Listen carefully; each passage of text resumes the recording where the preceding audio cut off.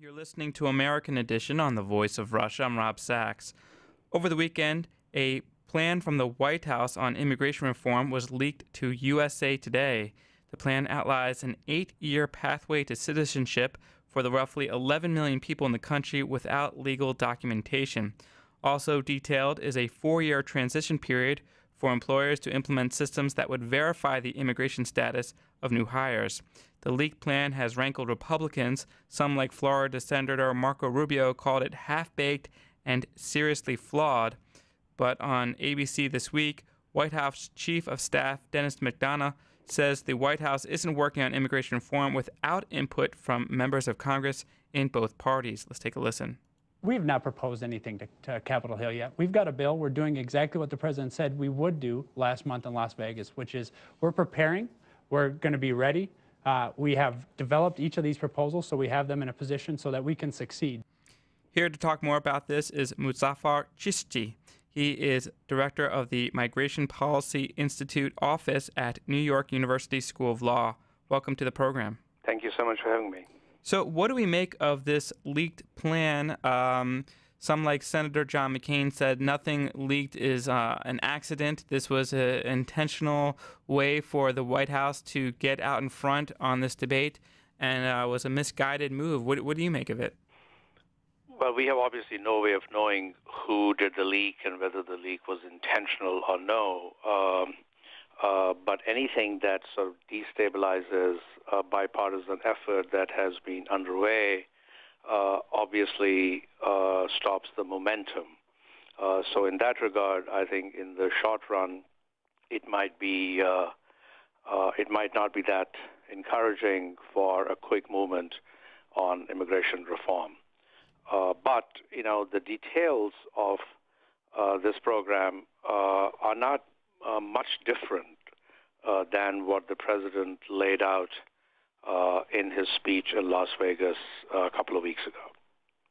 Thinking about the aspects of immigration reform that seem to be getting bipartisan support, what do you think has the best chances of passing, and what do you think still might be held up? Well, we have so far two broad outlines. One is from the Gang of Eight, or so-called Gang of Eight, of 4 Republican and 4 Democratic senators who have been working on this for quite some time, and the White House proposal. And, there are a lot of similarities, frankly, between the two. Despite the anxiety about the leak over the weekend, the broad elements are really not much different, and they are some pathway to legalization for the approximately 11 million people who are in this country unauthorized. Some additional measures for border security, a much bigger effort on employment verification so that employers do not hire unauthorized workers. These are sort of the 3 main areas of commonality. The differences then are in the details of this, where, as we all know, the devil is in the detail, and there are some differences there, and I think the significant part is going to be how quickly will the unauthorized people be able to adjust to permanent residence and then eventually to citizenship. Well, it seems like also one part that Republican lawmakers are pushing for is really to secure the borders. What do you think can be done apart from what already has been done under President Obama to make our borders more secure? Well, that's a good question. We actually at Migration Policy Institute only early in January issued a major report on immigration enforcement, and I think we concluded that we have done a very good job, much better than people perceive in the public debate about immigration enforcement, especially at the border. Even the Border Patrol today believes that it has enough resources to do its job well. The additional measures that can be put at the border are frankly more at the ports of entry, where people are supposed to come in legally. I think there are significant infrastructure needs in the ports of entry where some people who are not actually authorized to enter the country just because of the volume of traffic enter the country who should not be. And I think we have a large number of people in the country who actually enter legally through valid visas, through airports, who do not leave. And we have not a very good way of tracking their unauthorized stay in the United States. So those areas are areas where improvements could be made. Also, wanted to ask you about an issue, you can call it a topic that was brought up. You heard it a lot during the presidential debates, this idea of self-deportation, making living in the United States so uncomfortable that undocumented workers will want to go home and return to their country of origin on their own. But really, as we've moved through and hear this immigration debate, that term is not being thrown around so much anymore. Some saw the idea as being particularly cruel, especially to Latinos who are American citizens, and this idea that you almost have a police state where people want to show documents and things like that. At any given point, you can be stopped and asked to present papers. Has that idea now been kind of cast aside, self-deportation, and have we moved beyond that? Clearly. I mean, I think the self-deportation, however strange the concept was shelved by the election. I think a lot of people believe that candidate Romney's mention of that term was one of his biggest stumbling blocks in the election campaign. So no one, Democratic or Republican, uses that term. No one ever believed that we could rely on a strategy of self-deportation. We can't rely on a strategy of mass deportation, of rounding up people. That's not the kind of society we are, and we can't rely on people's own decision to self-deport. Neither of those things are possible. That's why we have to deal with the issue that these people are here and to find a way to legalize them and a way to integrate into the society. Well, what about the issue, though, of the federal laws versus state laws, states that have been very aggressive? I'm thinking, mainly, of course, of Arizona in going after undocumented workers. How will this new legislation address what is in the federal domain versus the state's domain? I don't think anything in this legislation is going to address that. Luckily, last year, along with the election in 2012, two major things happened in immigration.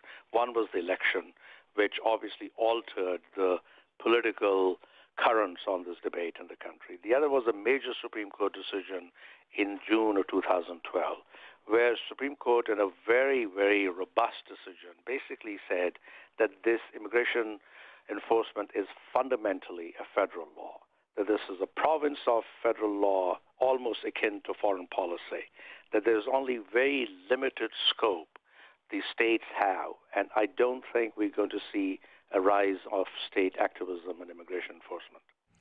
What is the state of the DREAM Act? I know that President Obama put it forward, but it was, something I think it was under an executive order. Is this something that could be wrapped up into this new immigration reform, getting, those who were brought here when they were young, a pathway to citizenship through educational achievement or joining the military?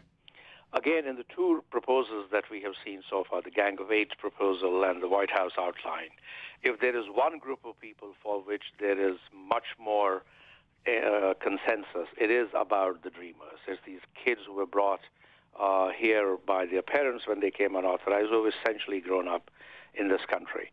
That under both these proposals, which means there is uniform consensus on this, that there will be much quicker pathway to citizenship for this group of people. Right now, it is included in the broad comprehensive package. It's expected that if the broad comprehensive package does not move forward, you could see the possibility of that group of people being isolated for a separate treatment. Thinking, too, about the politics of immigration reform, there was a very stark video image of John McCain, the senator from Arizona, in the 2012 State of the Union when they talked about comprehensive immigration reform. And President Obama made very similar remarks in 2012 as he did just recently in the State of the Union address. And very different reaction from John McCain and other Republican lawmakers in terms of applauding the ideas for immigration reform, the idea being that the losses incurred by the Republicans in the 2013, the past election was because of this growing force by Latinos in the electorate. Is this something, though, that if immigration reform passes, we could see a large shift from the Latinos in the United States to feeling more open to voting for Republicans? Well, what you did see in the difference in the treatment at the State of the Union was that the political mood has radically changed. Something that was considered almost unacceptable, certainly very difficult to pass through Congress, has now become acceptable. That there was a standing ovation, bipartisan standing ovation, when the president mentioned comprehensive immigration reform this time, including Speaker Boehner getting up to applaud. That's a huge change. That's a seismic change in many ways. Now, whether that translates into Latinos moving towards the Republican parties is anyone's guess.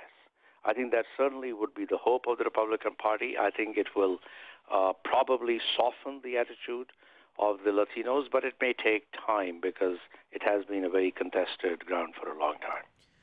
Are there any other issues, though, in trying to woo the Latino vote that we may see a shift in terms of legislation that would benefit this part of the population other than immigration reform? Could we see that the clout of the Latino population in America really pushes other arguments, other issues more to the top of the agenda, more toward a consensus from both parties?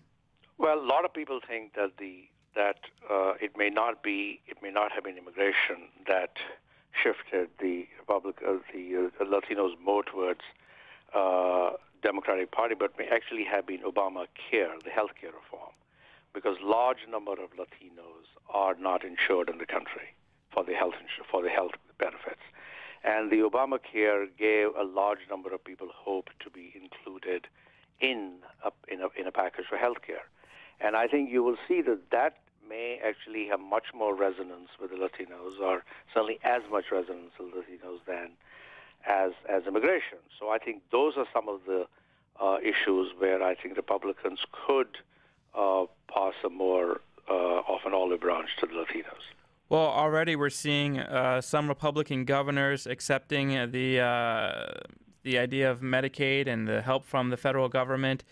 And so maybe this is the beginning of the shift in terms of the Republican stance against Obamacare, where now that it's going to be fully implemented and the actual benefits are received, it's going to put Republicans at a much tougher position by denying some of their citizens benefits that could be forthcoming. Exactly. It has a lot of effect at the local level, sort of where the rubber meets the road, that once the healthcare reform is a reality, it's best to embrace it and include as many people in your state as possible.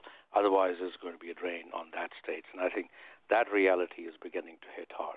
Well, looking at this comprehensive immigration reform package and the bipartisan support we've been talking about, despite what some say this was a poison pill, this leak over the weekend to USA Today, what do you think the time frame will be to getting something passed? There's so much bickering and back and forth on Capitol Hill. It seems like anything, it has to go down to the last minute. Is there any deadline that will push this legislation forward? Any impetus for things to happen in a relatively swift manner? Well, this is our sense of the timeline, is that I think, the hearings have already started. The House Judiciary Committee held a hearing early this week. The Senate Homeland Security Committee had a hearing. The Judiciary Committee actually had a hearing this week. So things are moving. I think we expect that there will be some markup of the bill in early spring.